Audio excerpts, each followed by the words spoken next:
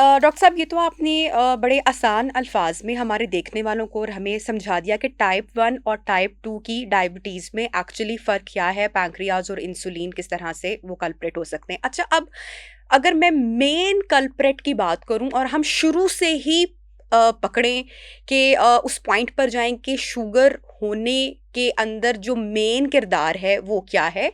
आया वो जेनेटिक है, हमारा बैड लाइफ़स्टाइल है, या फिर जो लोग कहते हैं कि मीठा ज़्यादा खाया तो डायबिटीज़ हो गई। तो इसका आगाज़ कहाँ से होता है? जी, बड़ा अच्छा सवाल है। लेकिन इसको मैं थोड़ा-सा इस पे जाने से पहले एक कमेंट कर दूँ, जो पिछले सवाल के साथ ही है, कि हमने ये तो बता दिया नाज़रीन को कि शुगर कैसे यानी कि ब्लड में हाई रहती है, जी। जिसमें हमने कहा कि इंसुलिन नहीं बनती, यहाँ असरअंदाज़ नहीं हुँ, होती। अब कब हम कहते हैं कि शुगर हो गई है? ये तो बड़ा ज़रूरी है जानना। हुँ, नॉर्मल शुगर लेवल ब्लड में होते क्या हैं? और फिर हम इन फैक्टर्स की तरफ आ जी, जाते हैं।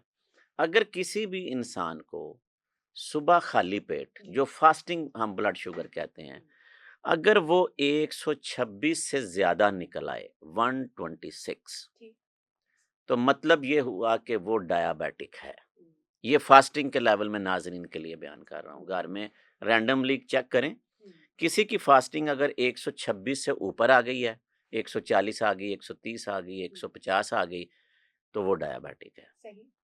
अगर रैंडम यानी कि दिन के किसी भी हिस्से में आप चेक करते हैं और वो 200 से ज़्यादा आ गई, तो तब भी हम कहेंगे कि ये पेशेंट डायबिटिक है। हुँ, अब एक टर्म है, आजकल उसका बहुत शोर है और मैं समझता हूँ कि ये जो डायबिटीज़ के ट्रीटमेंट में या मैनेजमेंट में हुँ, उसका बड़ा रोल होना चाहिए, वो है प्री डायबिटीज़।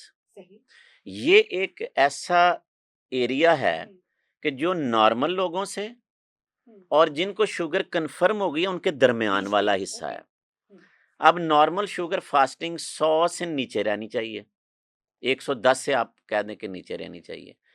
110 से 126 के दरमियान अगर जिसकी निकलती है ना, उसको हम कहते हैं प्री डायबिटीज़, यानी कि अभी वो डायबिटीज़ की कैटेगरी में नहीं है, जी, लेकिन वो उस ग्रे एक ज़ोन में आ गए हैं हुँ, कि उनको वार्निंग मिल गई है हुँ, कि आपको शुगर हो जानी है। हुँ, 110 से 126 के दरमियान। सही। इसी तरह रैंडम मैंने कहा था 200 से ऊपर हो हुँ, तो शुगर हो जाती है। तो अगर 180 से 200 के दरमियान निकल आई है तो वो भी प्री डायबिटीज़ है। सही। तो ये नाज़रीन को लाज़मी याद रखने चाहिए आसान डॉक्टर 2 साहब, लाइनों में। ये हर जो मुल्क है, अगर हम इसके पैमाने की बात करें, तो ये जो आपने बताया कि ये डब्ल्यूएचओ के अकॉर्डिंगली है, अगर हम डिफरेंट कंट्रीज की बात करते हैं, तो वहां पर ये पैमाना शुगर के लेवल को चेक करने का डिफरेंट है। कहीं पे 100 है, कहीं पे 150 है, कहीं पे 200 है। तो इसमें थोड़ी सी कोई कंफ्यूजन मौजूद है, आप कोई समझते हैं? कन्फ्यूज़न नहीं है। ये सारे जो पैरामीटर्स मैं बता रहा हूँ, जी, ये कंसेंसस है सारी दुनिया की तमाम गाइडलाइन के सही। मुताबिक। कन्फ्यूज़न हम कहाँ पे होते हैं कि यूनिट्स का फ़र्क होता है। जो बाहर में कुछ ऐसे हैं कि जो माइक्रोमोल, मिलीमोल में लेते हैं और कुछ है मिलीग्राम में। हम बात कर रहे हैं जो हमारे पैरामीटर यहाँ पे मिलीग्राम के इस्तेमाल होते हैं। पूरी दुनिया की गाइडलाइन के मुताबिक 110 से नीचे फास्टिंग शुगर नॉर्मल है। ठीक। 110 से 126 के दरमियान प्री डायबिटीज़ है, हुँ, 126 से ऊपर डायबिटीज़ है। हुँ, रैंडम पे आ जाएँ, 180 से नीचे-नीचे नॉर्मल है, हुँ, 180 से 200 के दरमियान हुँ, प्री डायबिटीज़ है और 200 से ऊपर डायबिटीज़ है। ठीक ये है, अंडरस्टूड है। ठीक है। अब आते हैं आपका सवाल हुँ, कि फैक्टर्स। अच्छा, शुगर का मैंने कहा था ये मदर ऑफ ऑल डिजीज़ेज़ है। इसमें कोई एक फैक्टर इसका कल्प्रिट हम नहीं कह सकते। हुँ, रीज़न जेनेटिक फैक्टर बिल्कुल हैं, हुँ, मोटापे का फैक्टर बिल्कुल है, हुँ, स्मोकिंग का फैक्टर बिल्कुल है, हुँ, अल्कोहल का फैक्टर बिल्कुल है, चीनी का इस्तेमाल। अच्छा, ये इसको ज़रा क्लियर करने की ज़रूरत है और ये नाज़रीन को आज एक बड़ा अहम पैगाम यहाँ पे जाना चाहिए। हुँ, हमारे यहाँ ना एक मिथ है हुँ, कि जी इसको शुगर इसलिए हो गई है कि ये चीनी या मीठी चीज़ें बड़ी खाता था, जी, तो ऐसा नहीं है। वो उसकी शुगर बीमारी यानी कि कॉज़ नहीं हो सकती। ज़्यादा चीनी का इस्तेमाल। जी।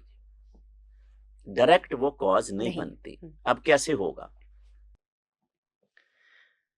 ऑलरेडी वो कैरियर था, मसलन जेनेटिक इफेक्ट क्या आता है, हम पहले उस पे करके तो इसको लिंक कर देता हूँ। अगर आपके दो पेरेंट्स, मदर और फादर, दोनों में से किसी एक को शुगर है, तो जो बच्चे पैदा होंगे वो अपने वालिदैन से ही जीन्स ले रहे हैं ना, ये तो एक लॉ है ना नेचर का। तो इसका मतलब ये हुआ कि मदर की तरफ से वो कैरी तो कर गए जीन्स, कि जो डायबिटिक जीन्स उसकी मदर ने उनको ट्रांसफर किया।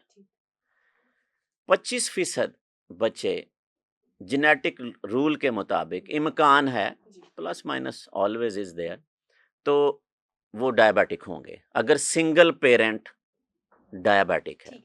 अब जो दोनों माँ बाप अगर शुगर वाले हैं और उनके बच्चे जो पैदा हो रहे हैं, उनमें 50% जेनेटिक लॉग ये कहता है, plus minus is always there, लेकिन 50% चांसेस हैं कि वो जीन्स कैरी करके तो आगे डायबिटिक हो जाएंगे। अब क्या हुआ कि इसका मतलब है कि मैंने कहा कि हर छठा पाकिस्तानी शुगर में मुब्तला है, मतलब ये हुआ कि हर घर में, मेरे आपके हर घर में एक आध बंदा लाजमी शुगर का होगा हमारे एल्डर्स में से। तो मतलब ये हुआ कि मैं और आप भी कैरियर हैं, हम कैरीज तो अपने माँ बाप के जीन्स को कर रहे हैं। अब क्या हुआ, यहाँ पे रोल है कि जो मीठे का इस्तेमाल, जो चीनी का इस्तेमाल अपने जिस्म में ज्यादा कर रहा है, उससे क्या हो रहा है, उससे बीमारी नहीं हो रही, उससे हो ये रहा है कि कंज्यूम कैलोरीज वो ज्यादा कर रहा है, उससे वो मोटापे का शिकार, वेट गेन करेगा ना। तो इन फैक्टर्स में हमने मोटापे की बात की थी, वो जैसे ही वेट गेन करेगा तो उन बहन भाइयों में से उसका नंबर पहले आ सकता है। And that happened in a family के जो मैं बड़ी क्लोजली जानता हूँ, कि वो 5 बहन भाई हैं, मदर डायबिटिक थी, तो अब चौथे नंबर वाली को शुगर हो गई। तो सवाल वो पूछा ये गया जी कि पहले जो 3 हैं उनको क्यों नहीं हुई? तो जब उन पांचों को देखा गया तो उसमें जो चौथे नंबर वाली थी वो ओवरवेट थी, और अच्छी खासी ओवरवेट थी, और ऊपर वाले 3 अपना नॉर्मल वेट अकॉर्डिंगली मेंटेन कर रहे थे। तो मैंने उनको फौरी उसी वक्त उसका आंसर दिया कि इसके जल्दी होने की रीजन में इसका लाइफस्टाइल था कि ये क्यों मोटापे का शिकार हुई। हाँ, ये चीज आगे जाके डिस्कशन में आएगी कि अगर ये चीज को कंट्रोल रखती तो वो डायबिटीज